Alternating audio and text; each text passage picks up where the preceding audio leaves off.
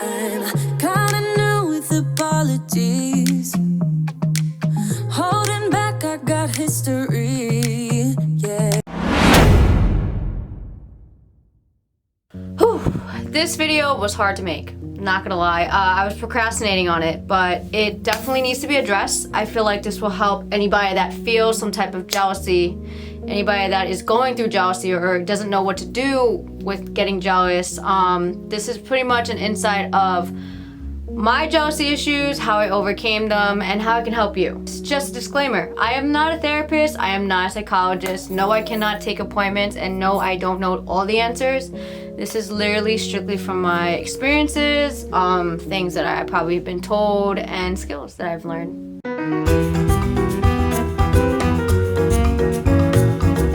Alright, acknowledge it, guys. Acknowledge the fact, accept it, don't be prideful, you know, don't be arrogant. Acknowledge the fact that you are jealous. And I just want to tell people this because nobody tells you this. It's okay to feel jealous, and it's how you handle it really reflects on how you can go through it, like how you can deal with it and, you know, move forward.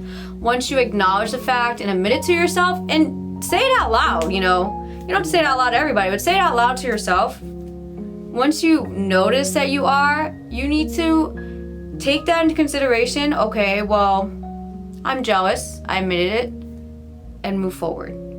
Now, there's steps to that. You can't just be like, oh, I'm jealous and I'm gonna move forward. No, sometimes it doesn't happen because you gotta rewire your mind like crazy. And it's a constant mindset. So this is another viewpoint that I can give you.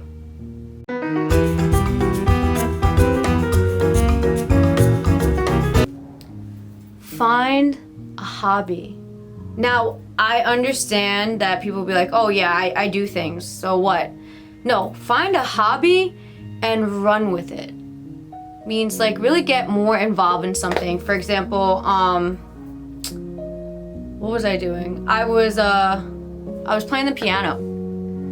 And I was, you know, playing songs that I used to play before, and I decided to learn how to play like my own music. I was trying to learn about certain pianists, like about their bio.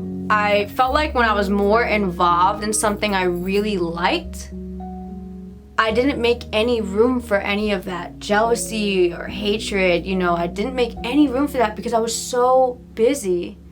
So bringing it back to my first point of acknowledging it, and when I was young, I didn't have time. When you're busy for something, you don't have time for something like that. Jealousy won't even cross your mind, or it can help you divert from being jealous, that you just kind of move on from it. You may feel some type of way about something, but once you're so stuck in a hobby, you won't even think about it anymore. But you have to fall in love what you do in the hobby, and you have to run with it. So get more involved. Think about it this way. Let's say it becomes your passion. Then you can flip it over and maybe your passion can make you money. But get involved in something, dig deeper, and fall in love. Anything you like, and it doesn't matter what it is. But you have to figure that out. I cannot tell you which hobby you like, but you gotta find that. So what I used to do is a lot of like a little bit of everything. And then I would figure out what I like and what I don't like. So explore.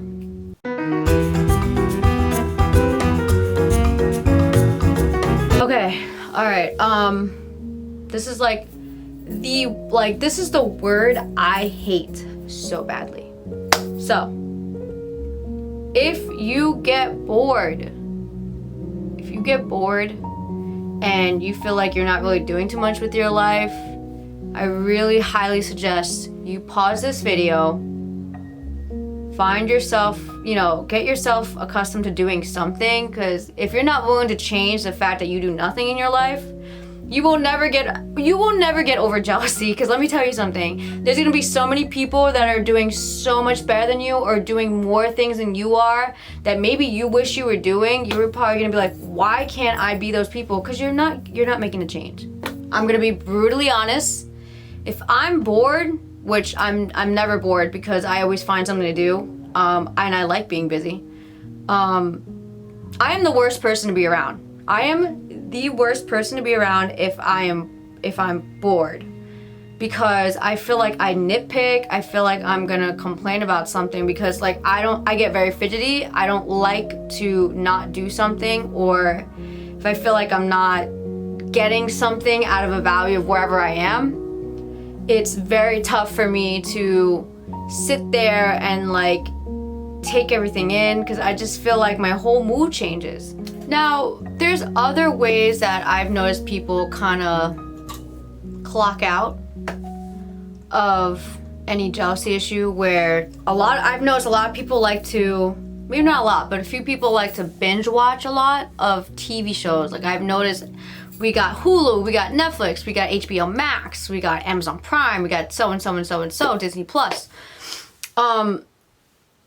I feel like in a sense to watch so many, that's your opinion. Like, I mean, that's your prerogative, and that's my opinion, that if I'm gonna watch TV all day and binge watch everything, I think I would have lost my mind. Like, I don't feel like I'm accomplished. I don't feel like I did anything. And I feel like it's like an escape to your reality. And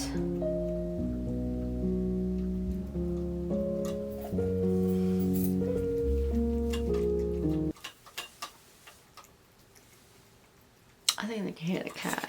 I mean, I can see if it's a little bit educational, but even for me, it's like an hour of that and that's it. Like I try to make a small amount of window for TV time, because I'm constantly looking at a screen, constantly looking at a computer, a phone, a camera, a TV. It's too much. So that's why I limit my TV time. But let's say those TV shows or that season's pretty much over, then what? So that's why it's not, in my opinion, to just watch something and get involved with that. I don't think that's a hobby. I think it's just entertainment. And I really do think it's an escape to your reality, because it's like you really don't want to be here. You want to be somewhere else and you want to watch something else.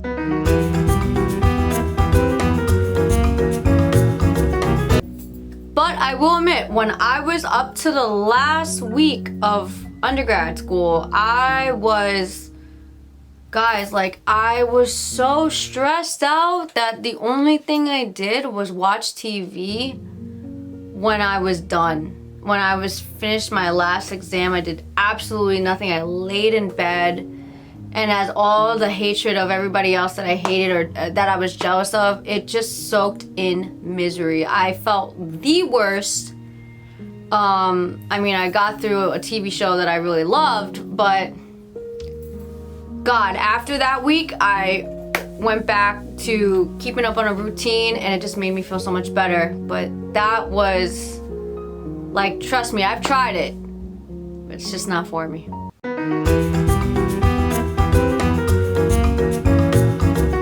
We all have the same 24 hours in a day. We all have the same 24 hours in a day, and you get to choose how you want to do it. How much you want to work, how less you want to work, how much you want to be in school, how you don't want to be in school, how much you want to use it, how much you don't want to use it. Up to you. I had loads of people tell me to relax. I feel like that's another way of telling me to give up. Slow it down, take it easy, take a pause, take a break. I am not that person to sit there and just relax all the time. Yes, now don't get me wrong, I do believe in some type of relaxation in the day where there needs to be a break. There needs to be a breakthrough where like you take things slow, you either unwind the day at the end of the night, or you take some time in the morning to yourself. I live my life with a purpose, for a purpose, and I truly believe that's how you should live your life. You can't get time back. Like, if you were gonna waste a random Saturday, yes, there's more Saturdays down the line, but you can't get that previous Saturday back. You're not gonna be 25 again. You're not gonna go relive 35 again, 55 again, whatever age that you are, you can't live it again. Time is not what you can get back. And I always feel like my time is very valuable to me. I don't try to waste time. However, if I don't know what I'm doing with it, I always write down a list of things that I think is very important that needs to get done throughout the day. Maybe some of it won't get done, but at least I've tried to do it where I can move it forward to the next day. My time is so precious to me, I don't want to just waste it. So, move forward with a purpose, for a purpose. Because jealousy is not it. And when you move with a purpose, it's the same thing of like not staying bored. You're so focused that you don't have time for these little things. You don't have time to be like, oh, look at Sally, look at Joe, look at this, look at that, look at her, look at him. You don't have time. You only have time for here that you're making room for. And whatever else is around you that you're making room for, that's a positive outlook into your life. Always keep your aura clean. Always make sure you have a positive light around you. And it really takes a lot of practice. It doesn't happen in a day. I'm not saying I'm the most positive person, because I'm not. There's times where I'm a Debbie Downer. There's times I'm a negative Nancy. There's times where I am going to rain on everybody else's parade if I'm not in a good mood. That's why I keep to myself. If I'm in a bad mood, isolate myself, give some time to reanalyze the situation and find a solution and move forward.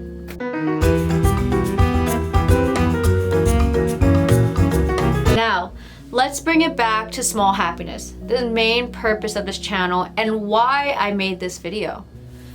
Jealousy, as we know, is ugly. It's, full of hatred, insecurity, envious, whatever you want to name it. It's not a good thing to continuously have so much amount of it. Obviously, people get jealous. It's natural, but you obviously, like I mentioned before, it's how you handle it. One trick I can give you, and this may come off as being so fake, or this may have come off as like, oh, have you mentioned that to me? Is that why you don't mean it? Don't take offense to this, but you need to practice how to say the good things that come out of your mouth than the bad thoughts that are in your mind or that comes out your mouth.